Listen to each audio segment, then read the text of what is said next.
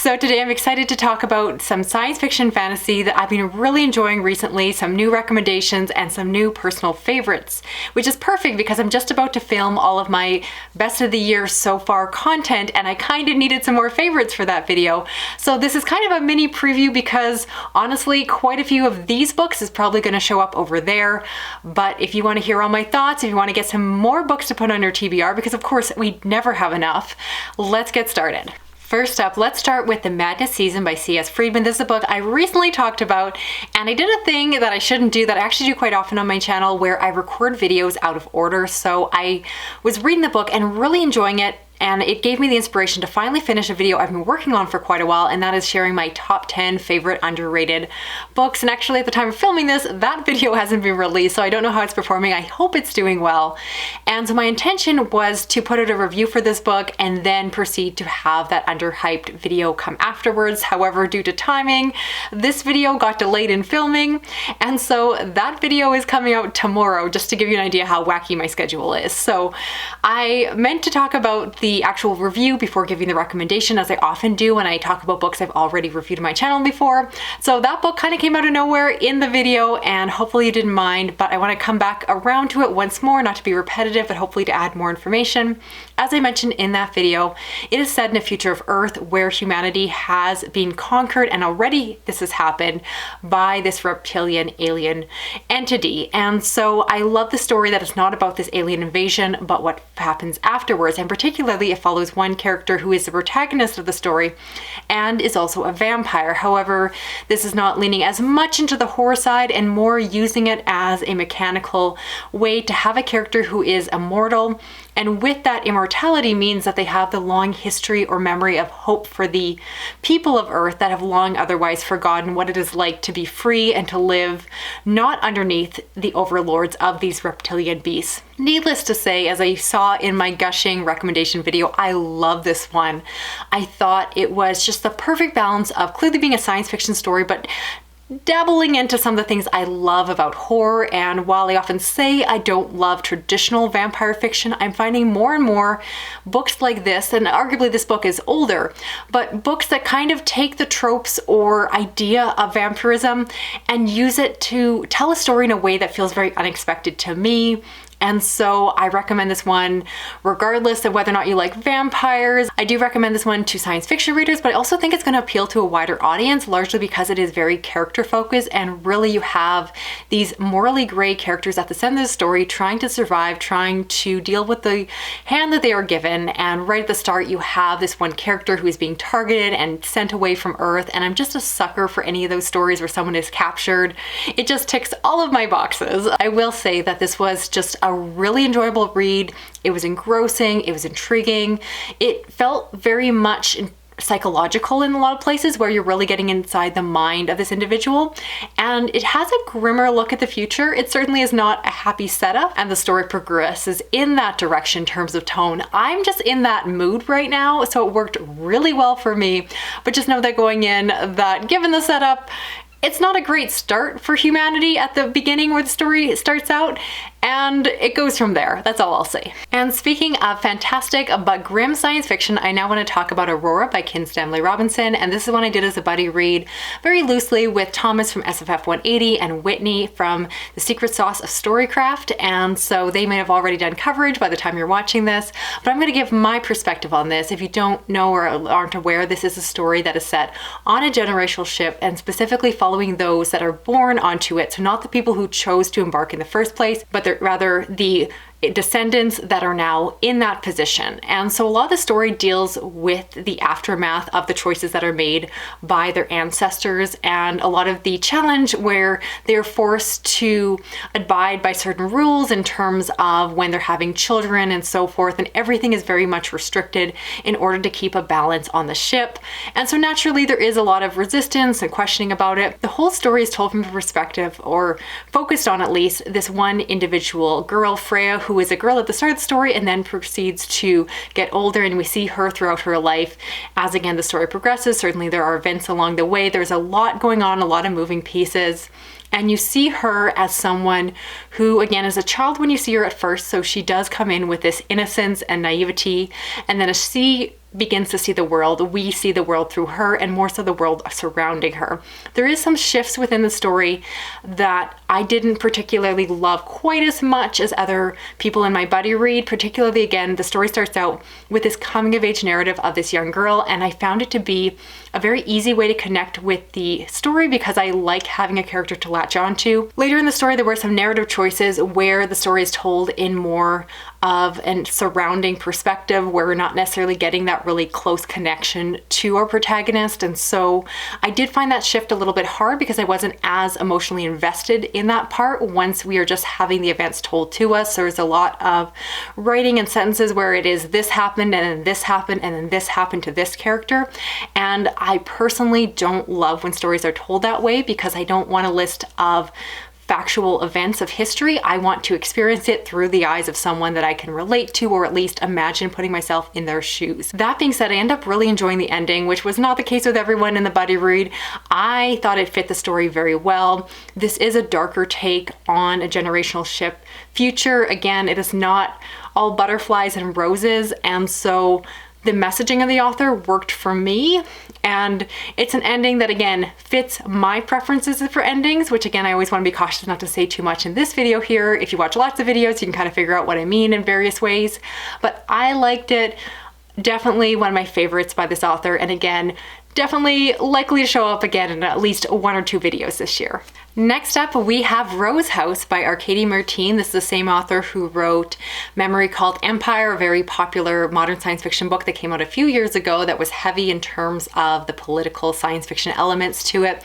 This one is more of a blend of a science fiction thriller that dabbles into themes of horror, at least in terms of the premise. So it is set in this future where it's actually quite common to have an artificial intelligence attached to houses. However, this particular house that is the focus of the story is a little bit different because every single aspect of the house itself is integrated completely with the artificial intelligence, which makes it very unique. The story involves them discovering a dead body within this house and then having to investigate what is going on. So it's a strange blend where again you have the science fiction future where we have gone further down the rabbit hole of exploring the role of artificial intelligence and how it can make more conveniences for our life. However, this one takes that shift of looking at technology perhaps gone wrong. And again, I love that this is presented as a haunted house story, which is not normally my favorite, but I would argue that it's a haunted house story that's not really a haunted house story because again, the author is not providing a supernatural explanation. Instead, again, diving into the technological reasoning for the house being the way it is. I just thought it was so intriguing. This author definitely has a certain style. I would describe their writing as a little bit more dry. So if you're someone who really wants to get emotionally attached to the characters, you need to have someone to root for. This one, I think, really highlights what I love with some science fiction where you just have a really smart author showing off their chops. And if I'm in the right mood for it, which I was, this one worked really well. I don't think it's going to mass appeal to every reader watching this video, just because again, I know a lot of you are looking for a character to hang on to and might find the narrative style to be a little bit disassociated with what you're perhaps looking for. Because again, if you're looking for a story that is going to mimic the haunted house stories that I recommend on my Tuesday videos, I do want to preface that again, this is science fiction first, but it's playing around with the haunted house premise in a really unique, flipped way. So I had a lot of fun with this one, if you can't tell. Again, another likely favorite of the year, at least so far with what's been published and at least what I've read so far. Now let's talk about some fantasy, starting with City of Stairs by Robert Jackson Bennett. This is a book I recently hauled. I picked it up from a used bookstore without having read it, which is something I rarely do.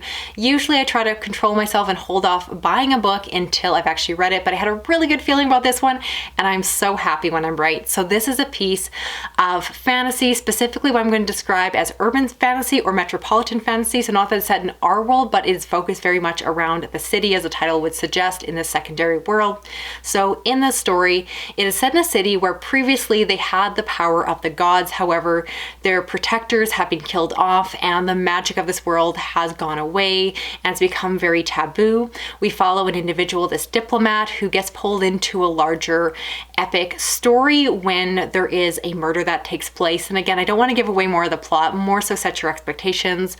I've read this author's work before, more so their more recent releases and always wanted to go back to this backlist. This one seems to be a little bit more hit or miss within reading circles, and I think it's largely because it perhaps isn't as commercially engrossing or attractive in the way that it's much slower, it's much quieter, it's much more character focused, and I really enjoyed it. But I would say compared to things like Foundry Side, which is action packed and filled with witty banter and dialogue, this one again is a much more quieter story. I think there is a lot to love about it, especially if you love a subtle world building where there is a lot in the story, but you have to see it slowly revealed to you. It reminded me slightly of Helm of Midnight by Marina Lotstetter. If you haven't read that one or have, I do recommend this one as a good comparison, and just had a really good time with this one. At the time recording this, I've only read this one, but absolutely the next two books that finish out this trilogy are high on my list. I think I've heard that there's time jumps in them, so I'm hoping that works for me because sometimes it really doesn't. Let me know if you've read this one, what you think. If you've read the rest of the trilogy, feel free to keep me posted what you think of those, as long as you keep it spoiler free. Let me experience it for myself. But yes, if you are interested in politically driven, smart fantasy that is very character driven, and again, not necessarily epic in nature in terms of the scope of the story, but focus on this particular city that almost becomes a character in the story itself, which is something I'm learning I'm loving in fantasy. This scratched that itch and was so good. Highly recommend. And finally, we have Promise of Blood by Brian McClellan. This is one that was on my recent TBR. It is a piece of flintlock fantasy, something I want to read more by. In this particular story, we follow an individual who has led this coup to kill the king. However, in doing so, it ends up triggering this larger nation war, and so we follow him and his soldiers as they're fighting back. And particularly within the story, as I mentioned, it has that flintlock fantasy aspect to it, which involves the combination of magic and guns, and it's a really interesting mashup, one I've been curious about for quite a while because this book is quite popular. It is written by a student of Brandon Sanderson, so while it is not by Sanderson himself, this author clearly takes inspiration from his hard magic systems, as you have a lot of explanation of how the magic works along the way. I realized a few things within the story. There's lots I appreciate. I am a sucker for a hard magic system. It is my preference, not that one is better than the other, but everyone likes something a little bit more than the other way. And for me, I love my magic systems really explained because it always feels a bit more scientific to me, even if I know it's still hand waving. Maybe I'm the only one, but let me know. But what I also figured out, and or at least reminded myself, is the fact that I don't tend to love heavily focused military stories, particularly when they're focused on individual soldiers.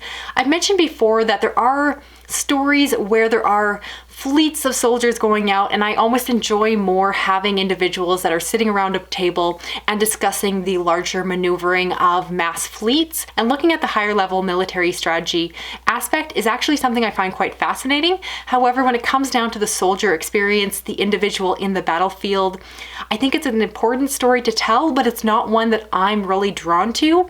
And the story is just heavily focused on the ins and outs of this intimate military experience in this fantasy world, and so it wasn't completely up my alley. I didn't love it as much as I thought I would, despite having things like a hard magic system that normally pull me in. And so I liked it. I believe I gave it 3.5 stars. Again, your mileage is going to very much vary with this one. I think it is good and will be great to certain readers. It just depends on your taste. Know yourself whether or not it's one to pick up. Glad I checked it out, was able to tick it off my list, and I'll move on to things that are going to be a little bit more up my alley, things like City of Stairs that were just perfect for me, or near perfect. I rarely give out 5 stars if you haven't noticed. So that's it for this video here. I'd love to know the books I talked about. Which ones are you planning on checking out for yourself, especially because I have so many favorites in this video. I really do think that there is something that hopefully will appeal to everyone, or at least will tease you to put it on your TBR. So thank you so much for those of you that are watching. If you haven't yet, please do subscribe, hit the little notification button if you want to see more videos from me. Give me a thumbs up if I deserved it, drop a comment, even just an emoji lets me know you're here. Let me know what you're reading, and we'll talk again soon. Thanks for watching. Okay, bye-bye.